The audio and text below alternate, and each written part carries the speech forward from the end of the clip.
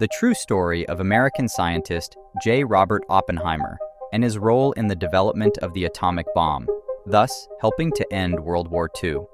Welcome back to Movies Explained. Today's film is a drama history from 2023 titled Oppenheimer.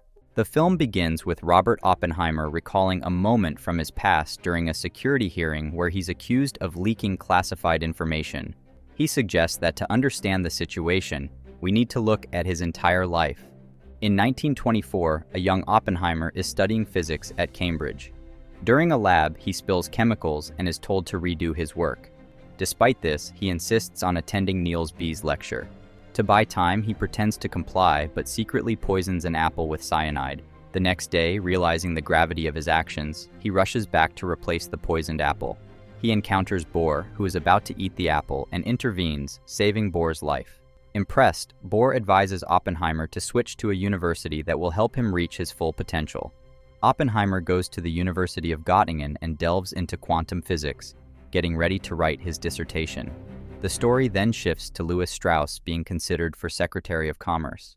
Strauss is questioned about Oppenheimer and doesn't like him, saying he's tied to communist circles. They have a personal grudge dating back to 1947. Strauss, as head of the U.S. Atomic Energy Commission, offers Oppenheimer a job at Princeton, but Oppenheimer says no. Oppenheimer, noticing Einstein by the lake, approaches him, displaying a dismissive attitude towards Strauss. Oppenheimer and Einstein briefly chat by the lake, and Einstein ignores Strauss. After completing his studies in Göttingen, Oppenheimer goes to a lecture by Heisenberg. Heisenberg admires Oppenheimer's work and suggests they collaborate on research, but Oppenheimer declines, intending to go back to the United States. He begins teaching at Berkeley, initially with just one student. However, as word spreads, more students join his lectures. During the hearing, Strauss reveals that the FBI began collecting information on Oppenheimer upon his return to the US due to his left-wing political views. One day, Robert attends a meeting of the Communist Party USA and meets Håkan Chayler and Jean Tetlock. He gets involved with Jean, but their relationship faces challenges due to her frequent mood swings. Adding to the complications, news arrives from the scientific world that the Germans have successfully split the uranium atom. Reflecting on this, Oppenheimer grasps the potential danger. If they can achieve this, the released neutrons could trigger a chain reaction useful for making a bomb. Soon after this discovery, another significant event occurred. Hitler invades Poland, marking the beginning of World War II. During a routine Communist Party meeting, Robert connects with Catherine Pun, and they start a romantic relationship. Despite marrying Catherine, Robert continues to spend time with Jean. In a hearing about his case, Oppenheimer confesses that the Communist Party's initial neutrality during the war eroded his trust in them. This admission comes despite Catherine being a party member.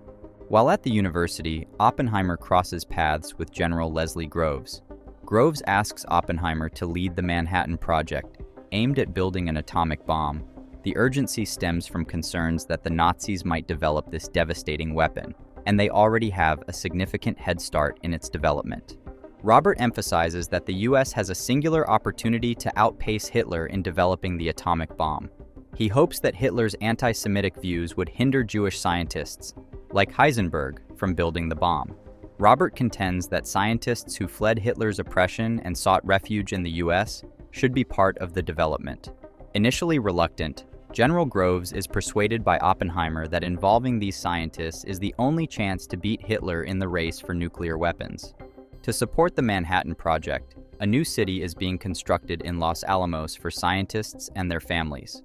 Oppenheimer and Groves tour the country, recruiting top scientists to work on the atomic bomb. Some scientists are uneasy about using their knowledge to create weapons of mass destruction. In response, Oppenheimer states that building such a weapon is preferable to letting the Nazis do it. Later on, during their initial meeting, a significant issue arises with the calculations. Robert instructs the scientist to redo the calculations and seeks advice from Einstein. Concerns emerge that the unchecked decay of uranium could trigger an unstoppable chain reaction, potentially destroying the world. Robert asks Einstein to verify the calculations, but Einstein insists it's Robert's responsibility, not his. As they part ways, Albert requests that if the calculations are accurate, he be informed so that neither side accidentally destroys the world. Returning to Los Alamos, Robert learns that the calculations have been double-checked, and the risk of a man-made apocalypse is extremely low. Months later, Håkan Chayler suggests to Robert that sharing their findings with the Soviet Union would be wise, but Robert declines. This refusal is later disclosed at a hearing. In later years, the movie returns to the nomination for Secretary of Commerce. The Senate announces that a certain scientist will testify, causing anxiety for Strauss. There's a belief among scientists that Strauss, who led the U.S. Atomic Energy Commission, is accountable for what happened to Oppenheimer. During a meeting in Los Alamos, scientists talk about the destructive power of the atomic bomb. One scientist suggests the concept of a hydrogen bomb, which could be hundreds of times more potent. However, as it would rely on the atomic bomb, they chose to put the idea on hold. In a later time jump to 1949, the Atomic Energy Commission discusses the Soviet Union's first nuclear bomb tests. Oppenheimer suggests negotiating with the Soviets to limit nuclear weapons, while Strauss proposes building a hydrogen bomb to gain an advantage over the Soviets. In 1943, General Groves confronts Robert for not following secrecy protocols. He's upset that Robert traveled with another scientist to a different part of the Manhattan Project. General Groves insists on strict secrecy, with each employee knowing only their specific tasks.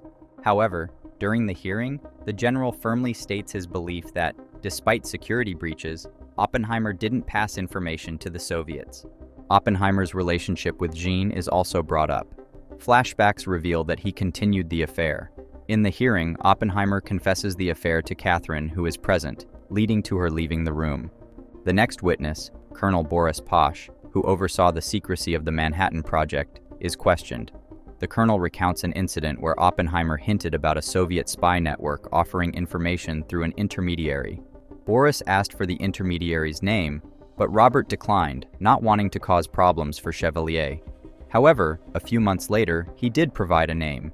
During Christmas, Bohr arrives at Los Alamos, having been stranded in Europe due to the Nazi occupation. He offers advice and warns Oppenheimer about creating a weapon that could potentially destroy humanity. Around the same time, Robert learns about Jean Tetlock's death. She took pills and drowned herself in the bathtub, causing Robert to suffer a nervous breakdown. He goes into the woods, where Catherine finds him and urges him to regain composure. Internal conflicts arise within the team of scientists, with one scientist still working on the hydrogen bomb instead of fulfilling their assigned duties. The focus shifts back to discussing the possibility of a hydrogen bomb. Once again, Oppenheimer recommends establishing an international commission to regulate nuclear weapons rather than escalating their production.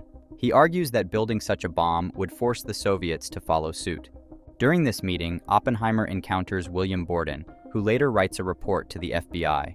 The report accuses Oppenheimer of sabotaging the creation of the hydrogen bomb, and it claims that Borden received assistance from Oppenheimer's personal file, provided by individuals with malicious intent from the military department.